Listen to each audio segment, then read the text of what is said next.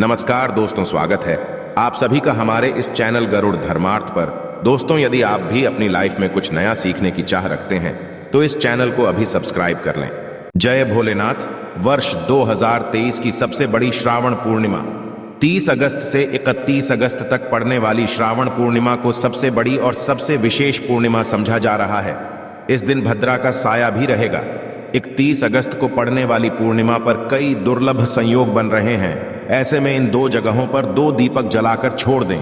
इससे मृत्युदंड, पितृदोष, महाकाल सर्प दोष, नजर दोष, शनि दोष, राहु दोष सब कुछ होगा खत्म। किस्मत पर लग जाएंगे 4 चांद, महालक्ष्मी दौड़ी चली आएंगी, कंगाल भी होंगे धनी। दोस्तों, आज हम आपको बताएंगे दीपक जलाने के कितने ज्यादा फायदे आपको अपने जीवन में मिलते हैं और किस तरह आपको दीपक जलाना चाहिए, कौन सी दिशा में, जिससे आप बहुत ज्यादा तरक्की प्राप्त कर सकें और अपने जीवन में सभी बाधाओं को समाप्त कर सकें। सबसे पहली बात तो आपको अपने घर के मंदिर में रोजाना ही दीपक जलाना चाहिए। कभी भी ऐसा नहीं होना चाहिए कि आपके घर दीपक ना हो, क्योंकि घर के मंदिर में रोजाना दीपक जलाना बहुत ही जरूरी होता है। इसी से आपके घर से सभी नकारात्मक एनर्जी बाहर निकलती है। यदि आप कोई भी दीपक नहीं जलाते हैं घर के मंदिर में या फिर अपने घर में शाम के समय, तो इससे आपके घर का वातावरण बहुत ज्यादा नकारात्मक तो होता ही है। आपके घर की परेशानी भी बहुत ही ज्यादा बढ़ने लगती है। घर का जो मुखिया होता है उसे बहुत ज्यादा ही मेहनत करनी है। इसकी वजह से परेशानी और टेंशन में घर का मुखिया पहुंच जाता है। शाम का समय हिंदू धर्म में बहुत ही ज्यादा महत्वपूर्ण समझा जाता है, और जो लोग शाम के समय कभी भी घी का दीपक या फिर तेल का दीपक अपने घर में नहीं जलाते हैं तो उनके घर में सदैव ही मुसीबत बनी रहती है। यानी कि एक मुसीबत से निकलते हैं तो दूसरी मुसीबत में उससे पहले ही फंस जाते हैं और सदैव ही धन की समस्याएं, परेशानियां बढ़ती रहती हैं। उनके जो बच्चे होते हैं वो भी उनके खिलाफ होने लगते हैं, उनका कहना बिल्कुल भी नहीं मानते हैं। इसी तरह से का पूरा माहौल ही दुखपूर्ण होने लगता है। काफी लोग इन चीजों को मानते भी हैं, किंतु जानते हुए भी उपाय नहीं कर पाते हैं और भूल जाते हैं। उन्हें इन चीजों से होने वाले नुकसान के बारे में पता नहीं होता है। इसीलिए रोजाना आपको एक घी का दीपक या फिर तेल का दीपक जलाना बहुत ही जरूरी होता है। यदि आप नहीं जला सकते हैं तो कोई और व्यक्ति भी आपके घर में दीपक जला सकता है, किंतु दीपक जलाना बहुत ही जरूरी होता है। इसी से आपकी सभी नकारात्मक एनर्जी आपके घर से सदैव बाहर रहती है। दोस्तों, शाम का ऐसा होता है जिस समय नकारात्मक ऊर्जाएं बहुत ही ज्यादा प्रबल होती हैं और आपके घर में प्रवेश कर जाती है। ऐसे में यदि आप घर में या घर के मंदिर में दीपक नहीं जलाते हैं तो नकारात्मक एनर्जी आपको बहुत ही ज्यादा परेशान करती है, आपके सभी काम बिगाड़ने लगती है। जिस समय सूरज डूब जाता उसी समय ये नकारात्मक एनर्जी बहुत ही ज्यादा प्रबल हो जाती है। उसी समय आपको मुंह हाथ पैर धोकर दीपक जलाना चाहिए। यदि आप खुद नहीं कर सकते हैं तो कोई और व्यक्ति भी आपके लिए ऐसा कर सकता। दोस्तों, अब जिस घर में बहुत सारे लोग बीमार रहते हैं या फिर बीमारी कभी भी ठीक नहीं होती है, तो ये भी एक संकेत होता है कि आपके घर में बहुत ही ज्यादा नकारात्मक ऊर्जाएं हैं जो परेशानियों को, बीमारियों को, मुसीबतों बहुत ही ज्यादा बढ़ा रही है। इन सभी चीजों को समाप्त करने के लिए आपको अपने घर में जब सूरज ढल जाता है तो उस समय घी का दीपक या फिर सरसों के तेल का या फिर तेल के तेल का दीपक भी पूर्व दिशा में आप जला सकते हैं। किंतु रोजाना इन चीजों को करना बहुत ही जरूरी है, तभी आपके लाभ मिल पाते हैं। यदि आपके घर में धन से जुड़ी समस्याएं, नौकरी व्यवसाय से जुड़ी हुई कोई भी समस्याएं हैं, यदि ऐसी बहुत ही ज्यादा होती है तो आपको अपने घर के उत्तर दिशा में रोजाना ही घी का दीपक जलाना चाहिए। इसे एक भी दिन आप मिस ना करें। यदि आप रोजाना उत्तर दिशा में घी का दीपक जलाते हैं तो इससे आपकी धन से जुड़ी हुई समस्याएं समाप्त हो जाती है। जिन लोगों को नौकरी नहीं मिलती है तो उनको भी नौकरी मिलने लग जाती है। और यदि वही व्यक्ति जिसको परेशानी है और वही यदि रोज दीपक जलाता है तो इससे मिलने वाले फायदे भी ज्यादा हो जाते हैं। शाम के समय घी का दीपक या फिर तेल का दीपक जलाना बहुत ही जरूरी होता है। आप कभी भी इन चीजों को नजरअंदाज ना किया करें, क्योंकि इन्हीं से आपके जीवन में परेशानियां बढ़ जाती हैं और आपको मुसीबतों का सामना करना पड़ सकता है। आपको ये जानकर हैरानी होगी कि जो भी घी का दीपक आप जलाते हैं उससे जो निकलने वाली ऊर्जाएं होती है वो आपके घर में जब फैलती है तो इससे घर का माहौल एकदम से सुख में बनने लगता, यानी कि सकारात्मक होने लगता है। घर के सब शांति से रहने लगते हैं। इसी तरह से जो तेल का दीपक होता है ये भी जब जलता है तो इससे आपके आसपास जितनी भी नकारात्मक ऊर्जाएं हैं वो समाप्त हो जाती है, क्योंकि इन दीपकों से निकलने वाली जो ऊर्जाएं होती हैं, धुआं होता है, वो नकारात्मक एनर्जी को बाहर निकालता है और आपके आसपास की एनर्जी को सकारात्मक बनाता है। तो ये बहुत ही जरूरी चीजें हैं। शाम के समय कभी भी आप इन चीजों को कभी मिस ना किया करें, तभी आप अपने जीवन में सफलता पा सकते हैं और आपकी जितनी भी मनोकामनाएं हैं वो भी पूरी हो। दोस्तों, हम अपने घर के पूजा घर में पूजा पाठ करते हैं और मूर्ति आदि रखते हैं। दोस्तों, मूर्ति का क्या महत्व होता है, आज हम आपको इस वीडियो के माध्यम से बताने वाले हैं। जिस घर की पूजा घर में एक साथ ये दो मूर्ति होती है, वहां पर बनता है राजयोग और दुनिया आपके कदमों में आ जाती। कहने का तात्पर्य यह है कि आपको सर्व सुख प्राप्त हो जाता है, जिसकी आपने कल्पना की है, जिसकी आपने मनोकामना मांगी है। दोस्तों, घर की पूजा घर में हम पूजा करते हैं, पूजा पाठ करते हैं और पूजा पाठ के माध्यम से कुछ चीजें देखने और मनाने आदि का प्रयत्न करते हैं, ताकि हमें उस फल प्राप्त हो जाए और हम उसी अनुरूप घर के अंदर मूर्ति आदि लगवाते हैं, ताकि हम उन देवी देवताओं का सुंदर मुख देख सकें और उनका आशीर्वाद प्राप्त कर सकें। किंतु दोस्तों, हम अपने घर के पूजा घर में इन मूर्तियों के साथ अन्य मूर्तियां भी रखते हैं, तो निश्चित तौर पर हमारी किस्मत बदल जाती है और देखते ही देखते हमारे जीवन के अंदर की सारी कंगाली समाप्त होने लगती है। दोस्तों, बात करते हैं उन मूर्तियों के बारे में कि आखिर कौन सी दो मूर्तियां एक साथ में आपको रखनी चाहिए, ताकि उसका सच्चा सर्व सुख आपको प्राप्त हो सके। और सबसे पहले यदि हम किसी मूर्ति की बात करें तो दो।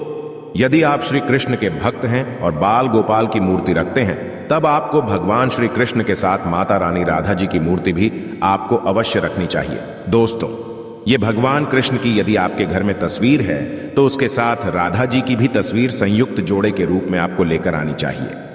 दोस्तों, ये प्रेम और एकता की एक ऐसी अनोखी मिसाल है कि जिस घर में इन दोनों की तस्वीरें होती है, तो समझ लीजिए उस घर के अंदर किसी भी तरह का गृह क्लेश नहीं होता है।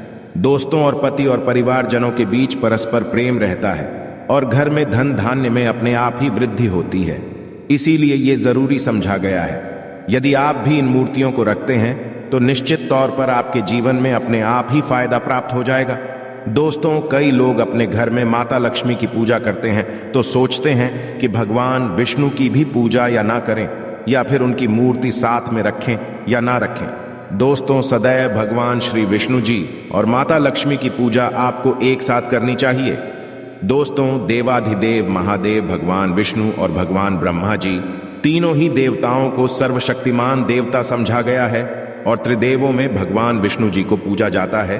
तो यदि आप अपने घर के पूजा घर में लक्ष्मी नारायण जी की संयुक्त रूप करते हैं, तो निश्चित तौर पर आपके घर में दिन दुगनी रात चौगुनी वृद्धि देखने को मिलती है। दोस्तों, इसीलिए आप भगवान विष्णु जी के साथ माता लक्ष्मी जी की पूजा करें। यदि माता लक्ष्मी की अकेली तस्वीर है, तो आपको उनके बाएं तरफ भगवान श्री गणेश और भगवान श्री कुबेर जी की मूर्ति या तस्वीर अपने मंदिर में अवश्य लगानी चाहिए। यदि आप माता लक्ष्मी जी के बाएं तरफ भगवान श्री गणेश जी की मूर्ति लगाते हैं, तो आपको निश्चित तौर पर लाभ प्राप्त होता है और देखते ही देखते आपके जीवन के अंदर की कंगाली समाप्त होने लगती है और धन प्राप्ति के लिए आपको लक्ष्मी गणेश जी की संयुक्त रूप से पूजा करनी चाहिए। समझा जाता है माता लक्ष्मी धन देती है, तो भगवान श्री गणेश रिद्धि सिद्धि का भंडार और वृद्धि का विकास करते हैं। इसी वजह से इनकी पूजा बहुत जरूरी मानी गई। दोस्तों, तो कई लोग पूछते हैं कि अपने घर में जी की तस्वीर या मूर्ति रखें या ना रखें, या उनकी पूजा करें या ना करें। दोस्तों, आपको निश्चित तौर पर हनुमान जी के अन्य देवी देवताओं के साथ में भी आप मूर्ति या तस्वीर रख सकते हैं। किसी तरह की कोई दो राय नहीं है कि आपके ऊपर हनुमान जी क्रोधित होंगे या नहीं होंगे। दोस्तों, इसके अलावा आप प्रभु श्री राम की तस्वीर भी अपने घर की पूजा घर में रखते हैं, तो आप हनुमान जी की तस्वीर रखें या ना रखें, कि निमित्त किसी भी तरह की पूजा या पाठ करना हो, तो आप प्रभु श्री राम दोस्तों भगवान श्री राम के प्रिय भक्त हनुमान जी हैं और निश्चित तौर पर आपको उतना ही आशीर्वाद प्राप्त होता है जितना कि आपको हनुमान जी की मूर्ति या तस्वीर का पूजन करने से होता है। या फिर आप क्या करें, श्री राम दरबार की तस्वीर अपने घर में लेकर आए और श्री राम दरबार की तस्वीर का पूजन करें, या उनकी मूर्ति या उनकी किसी तरह की कोई चीज पास है तो आप उनका पूजन करें। इसमें सारे देवी देवताओं का आपको आशीर्वाद प्राप्त हो जाता है। हनुमान जी से लेकर माता सीता, भगवान श्री राम और अन्य देवी देवताओं का भी आशीर्वाद आपको प्राप्त हो जाता है। तो निश्चित तौर अपने घर के पूजा घर में एक साथ आप ये तस्वीर रख सकते हैं। आपके जीवन में राज्य योग की प्राप्ति हो जाती है। दोस्तों, इसी तरह यदि आप अपने घर के पूजा घर में या किसी अन्य स्थान पर यदि कोई तस्वीर चाहते हैं और उसे लगाकर अपने घर में लाभ प्राप्त करना चाहते हैं, तो अपने घर में या पूजा घर में आपको निश्चित तौर पर त्रिदेवों की तस्वीरें या मूर्ति एक ही स्थान पर लाकर अवश्य रखनी चाहिए। ब्रह्मा, विष्णु और महेश, इन तीनों की संयुक्त रूप से इनकी एक साथ तस्वीर अपने घर के मंदिर या अपने घर में कहीं भी लाकर रख देनी चाहिए। समझा जाता है कि इन तीनों देवताओं के एक साथ दर्शन करने मात्र से हमारे बड़े से बड़े कष्ट ऐसे ही समाप्त हो जाते हैं। इसी वजह से इन तीनों की एक साथ में तस्वीर या मूर्ति लाकर आपको पूजा अवश्य करनी चाहिए। दोस्तों, अब बात करते हैं कि कुछ ऐसी तस्वीरें होती हैं या ऐसी मूर्तियां होती हैं जिनको आपको अपने घर के पूजा घर में स्थान ही नहीं देना चाहिए। यदि आपने इन तस्वीर या मूर्ति को अपने घर के पूजा घर में स्थान है तो समझ लीजिए कि आपको कंगाली का सामना करना पड़ेगा या फिर देवताओं के क्रोध का सामना करना पड़ेगा। दोस्तों, और एक बात बता दें कि मंदिर में कभी भी विषम संख्या में गणेश जी की मूर्तियां ना रखें, जैसे कि 1, 3 या 5 ऐसे रखना अशुभ समझा जाता है। 2 मूर्तियों को एक साथ रखना शुभ समझा गया है। यदि आप सिर्फ गणेश जी की मूर्ति रखते हैं तो इसके अलावा किसी भी तरह की मूर्ति आपको नहीं रखनी चाहिए। दोस्तों, तो इन्हें स्थापित करते वक्त ध्यान दें कि गणेश जी का चेहरा घर के मुख्य दरवाजे की होना चाहिए, ताकि आपको अच्छे और सच्चे धन लाभ की प्राप्ति हो। और इस बात का ध्यान रखें कि घर में अंगूठे से बड़े आकार का शिवलिंग आपको भूलकर भी नहीं रखना चाहिए। सदैव एक छोटा सा शिवलिंग रखें और इससे ज्यादा शिवलिंग आपको नहीं रखना चाहिए। दोस्तों, वैसे तो आपको अपने घर में शिवलिंग रखना ही नहीं चाहिए। उसके पश्चात भी यदि आप रखते हैं तो अंगूठे के आकार से बड़ा शिवलिंग आपको नहीं रखना चाहिए। आप छोटा शिवलिंग रख दें और कि एक से ज्यादा शिवलिंग आपको भूल कर भी नहीं रखने हैं। घर में यदि आप शिवलिंग रखते हैं तो शिवलिंग के ऊपर आपको तुलसी भूलकर भी अर्पित नहीं करना चाहिए। यदि आपने शिवलिंग रख लिया है और उस पर तुलसी अर्पण कर दी है तो देवी देवताओं के क्रोध का आपको सामना करना पड़ेगा। दोस्तों, और मंदिर में सदैव यदि आप हनुमान जी की तस्वीर रखना चाहते हैं, आप हनुमान जी के अनन्य भक्त हैं, तो बैठे हुए हनुमान जी की मूर्ति ही रखें। बजरंग बली भगवान शिव के अवतार हैं, इसीलिए उनकी भी शिवलिंग की तरह ही मूर्ति रखें। साथ ही जो पति पत्नी होते हैं, वैवाहिक जीवन आपने नया किया है, तो हनुमान जी की मूर्ति या तस्वीर अपने कमरे में, अपने बेडरूम में आपको भूल कर भी नहीं रखनी चाहिए। अन्यथा आपको आपके जीवन में कई तरह के दोषों का सामना करना पड़ता है। दोस्तों, हनुमान जी ब्रह्मचारी है, तो इस बात का आपको ध्यान रखना चाहिए। दोस्तों, राधा कृष्ण की मूर्तियां यदि जैसे अपने शयन कक्ष में सोते हैं और वो आपके बेड के सामने की तरफ रखी है कि जैसे कि आप सुबह उठे और आपको उठते ही पहले उनके दर्शन हो जाए, तो समझ लीजिए कि आपका जीवन मालामाल होने वाला, किसी भी तरह का कोई दुख, धन की चिंता आपके जीवन में नहीं रहेगी। दोस्तों, इसी तरह यदि माता दुर्गा की तस्वीर आप अपने घर में लेकर आना चाहते हैं और चाहते हैं कि माता दुर्गा की तस्वीर के माध्यम से आप अपने जीवन में समृद्धि देखें, तो दोस्तों भूलकर भी आपको माता दुर्गा की क्रोधित अवस्था की तस्वीर, जैसे कि महाकाली की तस्वीर या फिर महिषासुर का वध करते हैं हो, या क्रोधित अवस्था में माता लक्ष्मी की, माता दुर्गा की तस्वीर लाकर आपको उनकी पूजा नहीं करनी चाहिए। दोस्तों, सदैव शांत और सुंदर मुख वाली तस्वीर ही अपने घर के अंदर लाकर पूजा करनी चाहिए। वह शुभ और मंगलकारी समझा जाता है। दोस्तों, इस बात का ध्यान रखें कि यदि आप अपने घर में मूर्तियां रखते हैं तो आपको इनको भूलकर भी टूटे हुए चावल नहीं चढ़ाने चाहिए।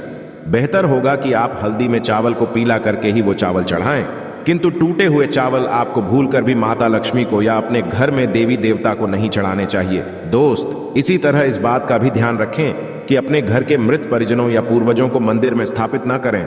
ऐसा करना अशुभ समझा जाता है और यदि आप ऐसा लगातार कर रहे हैं तो आपके परिवार के ऊपर दोष लग सकता है और पितरों का भी दोष लग सकता है।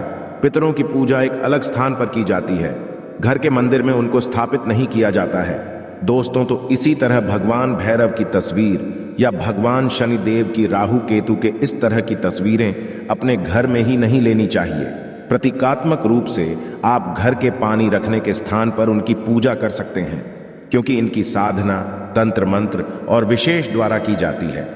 घर अंदर आप ऐसे ही इनकी पूजा पाठ आप नहीं कर सकते हैं। इनकी पूजा पाठ में यदि किसी तरह की कमी रह जाती है तो उनको बहुत ज्यादा क्रोध आ जाता है। इनके क्रोध का आपको सामना करना पड़ता है। इसी वजह से आपको इस तरह की तस्वीरें या मूर्तियां अपने घर के अंदर नहीं रखना चाहिए। और जो पहले हमने आपको बताया उस तरह की तस्वीरें तो निश्चित तौर पर आप रखकर अपने जीवन में फायदा प्राप्त कर सकते हैं। दोस्तों, भगवान शिव से प्यार करते हैं तो कमेंट बॉक्स में लिखें हर हर महादेव, ओम नमः शिवाय, जय शिव शंकर। आशा है कि आज की इस प्रस्तुति में बताई गई जानकारी आपको अच्छे से समझ आ गई होगी। वीडियो अच्छा लगा हो तो एक लाइक अवश्य कर दें। धन्यवाद वीडियो के अंत तक बने रहने के लिए।